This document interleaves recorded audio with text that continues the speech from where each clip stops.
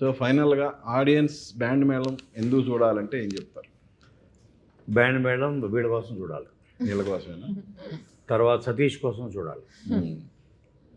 ఎందుకంటే వీళ్ళు ఇప్పుడే వాళ్ళ కెరియర్స్, నేను చెప్పేది బేబీ స్టెప్స్, వాళ్ళు గ్రోయింగ్ స్టేజ్లో ఉన్నారు. ప్లస్ వీళ్ళ క్యాలిబర్ ఏంటో తెలుసుకోవడం చూడాలి, వీళ్ళ పెర్ఫార్మెన్స్ క్యాలిబర్. ఒక కొత్త అనుభూతి కోసం చూడాలి, ఒక ఫీల్ గుడ్ ఫ్యాక్టర్ కోసం చూడాలి. లైఫ్ లాంగ్ ఈ సినిమా మిమ్మల్ని హాంట్ చేస్తూనే ఉంటుంది. ఓకే. ఒక మంచి సినిమాని ఇష్టపడే ప్రేక్షకులు కొన్ని కోట్లల్లో ఉన్నారు, ఇర్రెస్పెక్టివ్ ఆఫ్ స్టార్స్. మంచి సినిమా అయితే మనకి ఈ మధ్య వచ్చిన ఎన్నో సినిమాలు దానికి ఎగ్జాంపుల్. అంటే ఆడియన్ని మనం ఎప్పుడు తక్కువ అంచనా వేయకూడదు.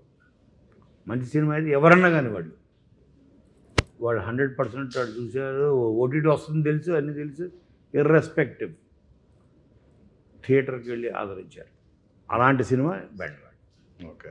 వాట్ నెక్స్ట్ మీది? నా నెక్స్ట్ కామ్రేడ్ కళ్యాణ్. కామ్రేడ్ అది శ్రీ అయిపోయింది, అది కూడా ఒక 3 days షూట్ బ్యాలెన్స్ ఉంది. శ్రీ విష్ణు. ఓకే.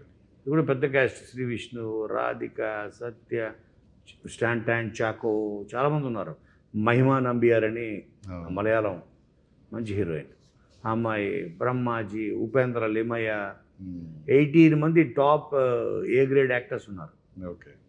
అది మే ఆర్ జూన్ నెక్స్ట్ రిలీజ్గా అది. శ్రీదేవి బ్యాండ్ మేళం ఎందుకు చూడాలంటే చందు జాబ్లీని చాలా ఓన్ చేసుకున్నారు ఫస్ట్లీ. సో ఈ బ్యాండ్ మేళం సినిమాకి వస్తే transformation from Chandu to Giri, Rajamma to Jabili, Jabili to Rajamma. So ఆ ట్రాన్స్ఫర్మేషన్ కోసం ఖచ్చితంగా చూడాలి. అండ్ చాలా బాగుంటుంది సినిమా, అన్నీ ఎమోషన్స్ ఉంటాయి. సో ఖచ్చితంగా అందరికీ నచ్చుతుంది, అందరూ హ్యాపీగా ఫ్యామిలీతో వెళ్ళే సినిమా. సో చాలా బాగుంటుంది. శ్రీదేవి అన్న పేరు కూడా చాలా బాధ్యతతో కూడింది యాక్చువల్గా. అవునండి. సో హర్ష సార్, అంటే ప్రతి ఒక్క మనిషికి చాలా స్ట్రెస్ ఇప్పుడున్న ఈ సొసైటీలో. చాలా చంద్రమందరగా ఎవరెటు వెళ్ళిపోతున్నారు, ఒక క్లారిటీ లేని ఇది ఉంటుంది సార్.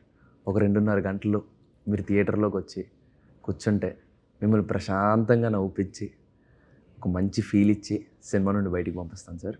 అది మీ అందరం చాలా గట్టిగా నమ్ముతున్నాం. సో మీ అందరికీ తప్పకుండా నచ్చుతుందని. సో ఈ సినిమా ఎందుకు చూడాలంటే తప్పకుండా ఒక కొత్త ఫ్రెష్నెస్, ఒక కొత్తదనం ఈ కథలో ఉంది. అండ్ ఇలాంటి కథ వచ్చి చాలా రోజులైందని నేను నమ్ముతున్నాను. సో ఆబ్వియస్లీ చూసే ఆడియన్స్ అందరికీ ఒక కొత్త కాన్ఫ్లిక్ట్, ఒక కొత్త కథ, ఒక రీఫ్రెషింగ్ కథ చూసిన ఫీలింగ్ వస్తుంది. At the same time last year మార్చ్లో కోర్ట్ రావడం అండ్ మళ్ళీ ఈ ఇయర్లో మార్చ్లో మళ్ళీ బ్యాండ్ మేళం రావడం, ఇట్స్ వెరీ స్పెషల్ మాకు కూడా. అండ్ ఆడియన్స్ కూడా అంతే బాగుంటుందని మేము కోరుకుంటున్నాం సార్. యా.